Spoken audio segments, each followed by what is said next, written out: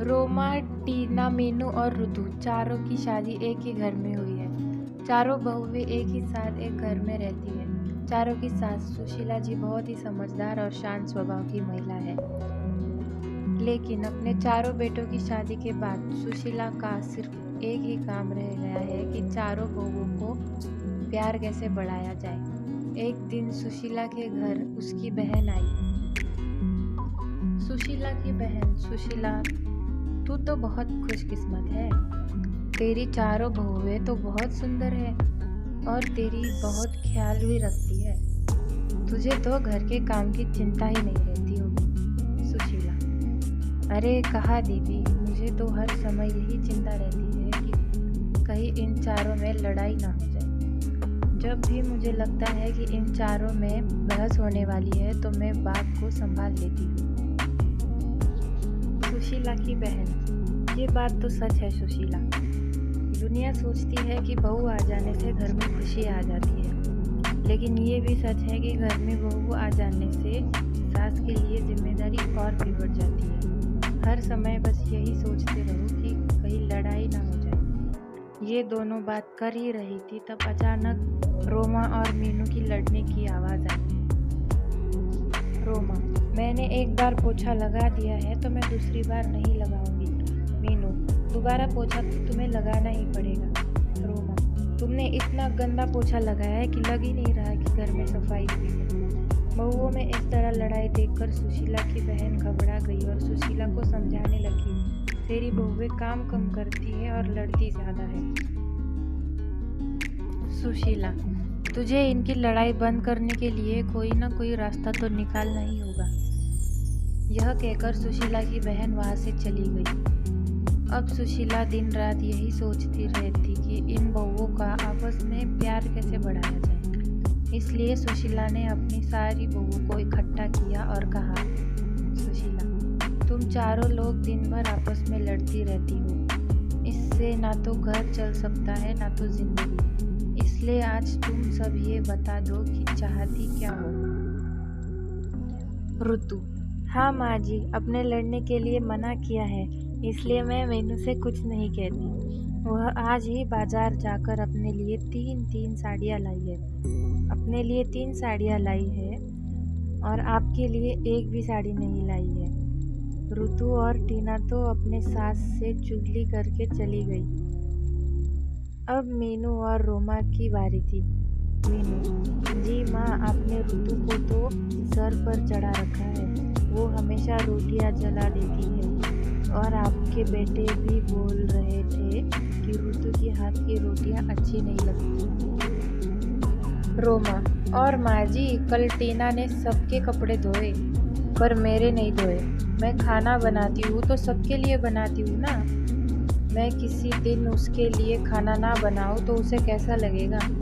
सुशीला सारी बहुओं की बातें सुनती है, सर पकड़कर बैठ जाती है। इस तरह दिन बीतते रहे। जब बहुओं को लगा कि हमारी सास तो हमें घर बनाकर नहीं देगी, तो 4 बहुओं ने अपने अपने पतियों को भड़काना शुरू कर दिया। जैसे ही उनके पति काम से आते वैसे ही चारों बहुओं चुगली करने में लग जाती। एक दिन जब उसके पति घर आए तो रोमा बोली, रोमा, सुनो जी, मैं इस घर में नहीं रह सकती।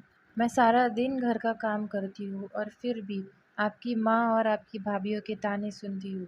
रोमा का पति: मैं भी रोज़ रोज़ के लड़ाइयों से दुखी हो चुका हूँ। आज तो फैसला हो ही जाए। उधर मीनू भी अपने पति से कहती है, मीनू, सुनिए जी, हम कब तक आपके घर वालों के साथ पिसते रहेंगे। बच्चे भी बड़े हो रहे हैं, भविष्य के बारे में सोचना है। आप तो सारे घर का खर्चा चलाते हो और मैं घर के कामों में लगी रहती हूँ। माँ जी से बोलिए ना, इस घर को तुड़वा कर फ्लैट बनवा दे, हम आराम से रहेंगे। मीनू का पति: तुम ठीक कह रही हो, आज माँ से इस बारे में बात कर ही लेता हूँ। आखिर हमारी भी तो पर्सनल लाइफ है। सुशीला के बेटे उससे बात करने के लिए आए और पीछे पीछे बहू भी आ गई। बेटा: माँ माँ, कहाँ हो आप, बाहर तो आओ। सुशीला कमरे से बाहर आती है। बेटा, माँ आप घर को तुड़वा कर फ्लैट बनवा दो ना, सब साथ में नहीं रह सकते। दूसरा बेटा, हाँ माँ, हम सबको एक एक रूम मिला हुआ है, हमारे बच्चे भी बड़े हो रहे हैं, उनको भी अपना रूम अलग से चाहिए ना। और जो आपकी बहुओं में 24 घंटे लड़ाई होती रहती है वो भी नहीं होगी। अलग अलग रहने से आपको भी शांति मिलेगी और हमें भी। माँ, अच्छा तुम्हारी पत्नियाँ ये घर तुड़वाने के लिए नहीं मुझे मना पाई तो मेरे बेटे को ही भड़का दिया। मैं इस घर को तुड़वाने नहीं चाहती, इस घर में तुम्हारे पिता की यादें हैं, तुम्हारा बचपन बीता है और तुम चारों अपने पत्नियों को समझाने के बजाय मुझे ही घर तुड़वाने के लिए बोल रहे हो। सुशीला ने अपने बेटे और बहू को बहुत समझाया, लेकिन कोई भी राजी नहीं हुआ और मजबूरी में सुशीला को अपना घर तुड़वाना ही पड़ा। जैसे जैसे हथौड़ा घर की दीवारों पर चोट कर रहा था, सुशीला को वो चोट अपने दिल पर महसूस हो रही थी। अब कुछ ही दिन बाद उस घर की जगह एक आलीशान बिल्डिंग खड़ी थी। सुशीला ने अपने चारों बेटों और बहुओं को बुलाया और कहा, सुशीला, तुम चारों के फ्लैट बनकर तैयार हो गए हैं, अब तुम आराम से रह सकते हो, तुम अपने अपने परिवार के साथ खुश रहोगे, लेकिन मेरा परिवार तो तुम सब हो। तुम्हें अलग अलग जाता देख मुझे कितना दुख हो रहा है, कैसे बताऊँ। बेटा, माँ आप कहाँ रहोगी, मतलब हम में से किसके साथ रहोगी। सुशीला, तुम फिक्र मत करो बेटा, तुम्हारी बूढ़ी माँ किसी पर बोझ नहीं बनेगी। पेंशन तो आता है मेरे पास, उससे मेरा गुजारा हो जाएगा। तुम चारों एक एक फ्लैट में रह लोगे तो ये नीचे का हिस्सा बचेगा, मैं वहाँ रह लूँगी।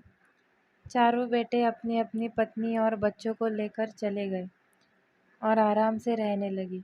सुशीला पूरे दिन यही रहती और यही सोचती, मेरी बहुओं में मुझसे मेरे चारों बेटों को छीन लिया, चारों में से कोई भी मेरे पास नहीं आता, लेकिन सब दिन एक जैसे नहीं रहते। कल मेरी जगह मेरी बहुएं भी होंगी, तब देखती हूँ